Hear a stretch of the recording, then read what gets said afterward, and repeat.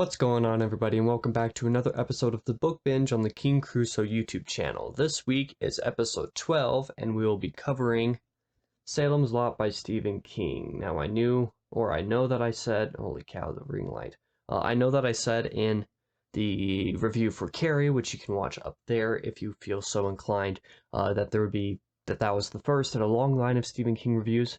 Well, it's been a couple months since that episode.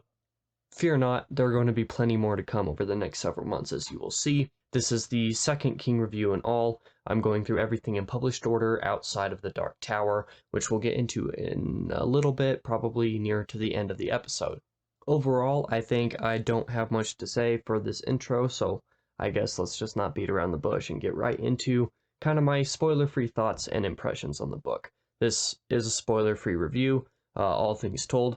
When I was first getting into King and getting back into reading in general, everybody was saying that the things that King excels at in his writing the most tend to be his characters or his coming-of-age tales more particularly, and building fantastic small-town vibes for his stories. Salem's Lot is definitely a fantastic example of characters, not really a coming-of-age tale because that doesn't really appear here, but most especially it is a very good example of King's ability to build small town vibes. He explored with this a little bit in Carrie, but the actual town and world building itself in that book wasn't nearly on the same kind of stage that this book was. So what are some of the elements that greatly aid in this book feeling very good for a small town story?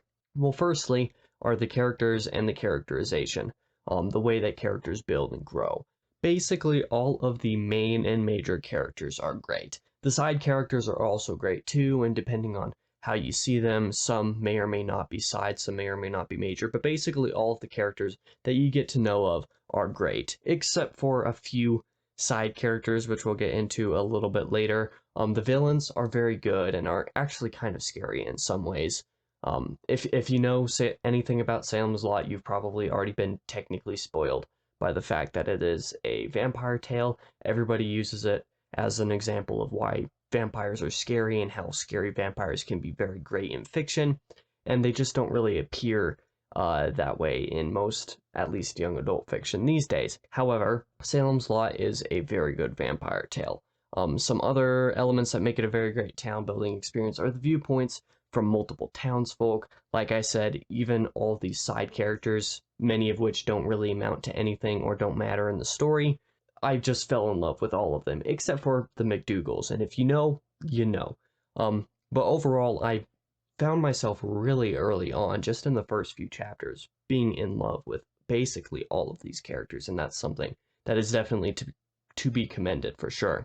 Seeing the day-to-day life of the townsfolk as well, especially, and how things change in the first act, because most of part one, or throughout most of part one, virtually nothing happens. When it comes down to major events or major occurrence or anything like that, there's not a lot of them in the first part of the book, but the first part of the book grows the town and gets you to know a lot of the characters, and you see that day-to-day life. You see how things are starting to change, and especially as part one becomes part two, the changes matter. This is something that I particularly enjoy, just the fact that the abnormalities of the day-to-day make a difference to the characters. The characters start to notice when things aren't really making sense, when things are going a little bit weird. The fact that the start of this book starts with the main character coming into town, the fact that the start of this book also gives you some hints at some other things that may be happening. As things start to occur throughout the story that change the way the town has lived for the past however many years, the characters notice and they care and they question it, and that's really nice to see. These types of things start from the very beginning.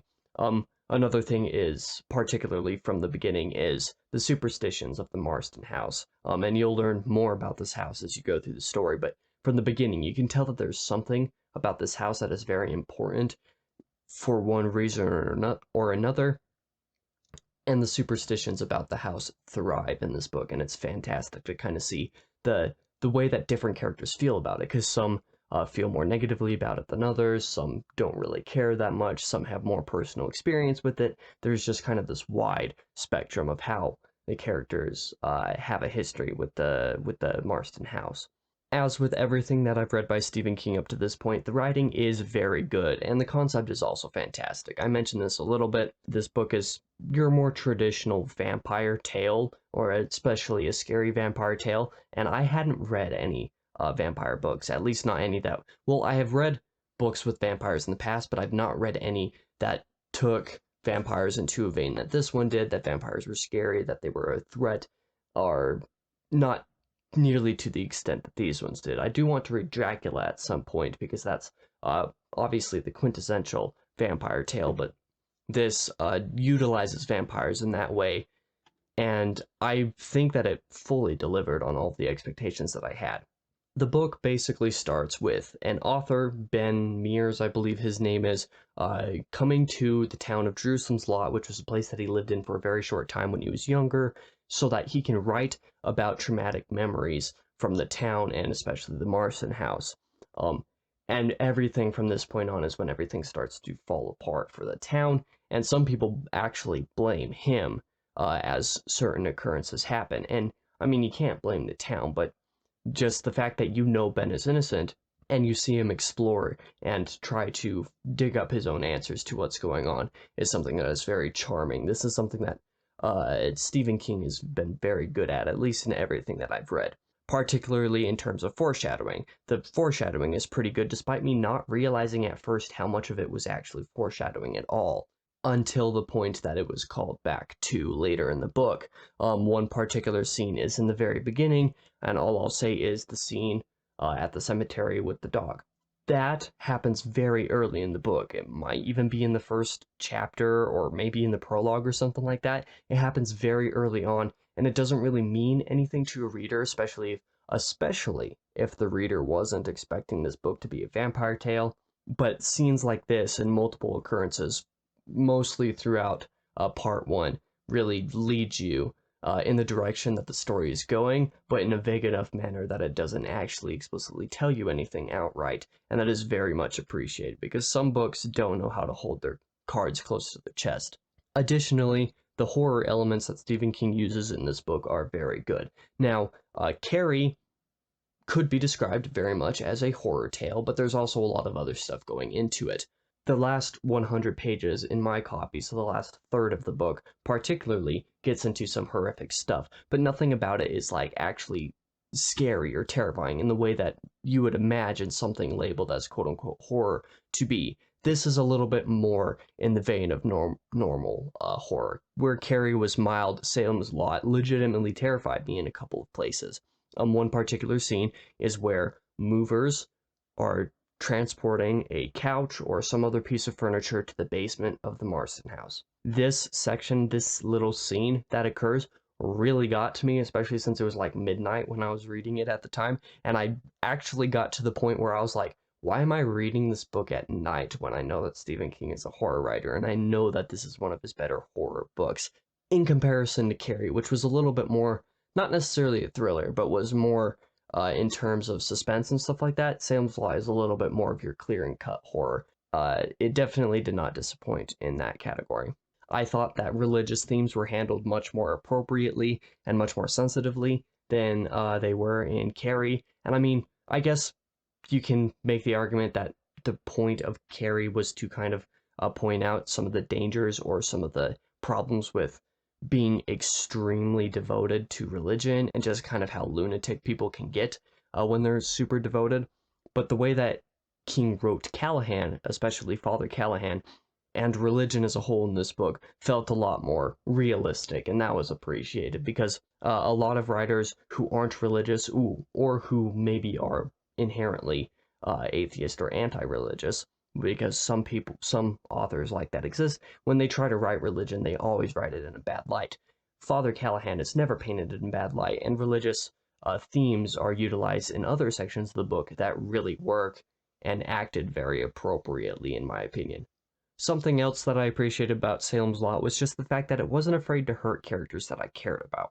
I said a little bit ago that from a very early point in the book, I very much found myself in love with a lot of the characters, or at least the charm that a lot of the characters had. And I won't spoil anything, but this book was also not afraid to hurt and do some not very fun things to some characters that really hurt me. Some characters' fates really got to me in a way that I was not expecting, and I really appreciated that because, when main characters or major characters have plot armor and nothing bad can happen to them, it gets a little bit predictable what the story's going to do because you're like, oh, well, this can't happen because this character can't be hurt. Some things like that definitely subverted my expectations in that regard. And probably the most surprisingly positive thing that I can say about Salem's Lot is really the pacing was fantastic. I've said a couple times up to this point that very little happens in part one, at least comparatively. Part one is more about building the town, building the vibe, and getting you to know these characters more than anything. It's enjoyable to read because the writing is great and the characters are charming and you learn to fall in love with them. But then close to the end of part one, things kind of start to take a turn. You realize that things are going a little bit off and you know that something's about to happen. This is very appreciated because it's right around the time that you're starting to realize, hey, nothing has happened so far. Why is nothing happening? So when things start to happen, you start to feel the gears turning and things start to speed up a lot. Part two, like the last chapter of part one and then the beginning of part two, pop off immensely in terms of pacing and speed of the tale. And then near to the end of part two, going into part three, is when things really start to hit the fan. Like when I was reading, I thought things hit the fan at the end of chapter one and the beginning, or the end of part one and the beginning of part two. But then part three happened and things really hit the fan. Like things got a lot worse. It was really cool and almost unexpected to have this immense climb in action and see these unexpected climaxes. Like part three as a whole was in and of itself an unexpected climax. Like most of the things that happened in it, I did not predict, like I was not calling out that they were going to happen. Nothing that happened in this book for the most part was like, oh, I saw that coming from a mile away. I knew that that was going to happen. I could have called that, Nothing about Salem's Lot is that way. Basically everything was, if not unexpected, at least surprising in some way. Like not everything caught me by surprise, but everything felt very good. Like there were payoffs and stuff like that. None of it felt cheap. None of it felt improper. None of it felt ill-timed, in my opinion. And it was very cool to see this kind of stuff because part three as a whole was just one of the most unexpected climaxes I've read in a while. And the ending is insanely depressing and cool. So even though the climax kind of goes right through to the end of the book, the epilogue is fantastic, just in terms of building, or not necessarily building, just setting a specific tone. The end does a very good job of that. And really, when it comes right down to it, there's a very good reason that a lot of King fans and people who have read this book recommend Salem's Lot as a place to start with Stephen King. And, like, I wanted to start with Carrie. I wanted to start from the very beginning and just go in published order because that's the easiest way for me to decide what Stephen King book I'm going to read next. But for people who don't care to do it that way, Salem's Lot is indeed a very fantastic place to start with Stephen King. It really gives a lot of his strengths. Like I said, Stephen King is known for building great characters, he's known for coming-of-age tales, and he's known for building very great small towns and kind of getting the vibe of small towns very well. The fact that he does one of, and pretty much two of those to an extent, very well in this book makes it a very good place to start. You get an idea of what he's all about. It's also one of his, at least when it comes to the horror writing, it's also a very good example of what he's able to do with horror. If someone's going to recommend Salem's Lot as a starting point, I'm not going to argue with them. Some people who say that Salem's Lot is their favorite Stephen King book, I'm also not going to argue with them for that. It's not my favorite Stephen King book up to this point that I've read so far, but it is indeed very good and very much worth your time to read. So if you don't know where to start with King, start with Salem's Lot. It's a very good place. I mean, I more or less expected myself to have a good time with the book overall because of how many people recommend others to start with this book and because of it having such a good reputation, but it certainly did not disappoint, all things considered. And I know that Dark Tower Book 5 has major connections to this book and spoils it heavily, so I am also excited to get to that point and see where that goes. Because at this point, at the time of recording, I'm also reading The Dark Tower. I still have books 2 through 4 and went through the keyhole to release, but at the time of release, when you're watching this video, I'm finishing book 3, and I still have book 4 and went through the keyhole to get to before I get to book 5, but I am still excited to see where things go.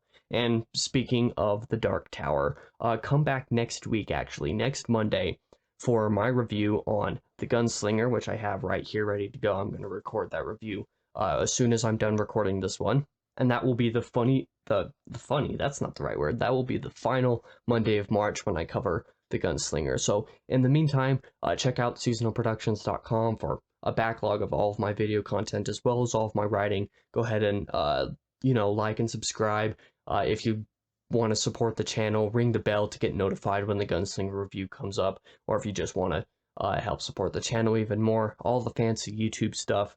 I'll see you guys on Friday. This Friday. Next Monday will be the Gunslinger review, but I will see you guys next on Friday with the debut episode of my Platinum review series on Astor's Playroom. So that's it for this video. Thank you guys for watching. I'll be back again next week.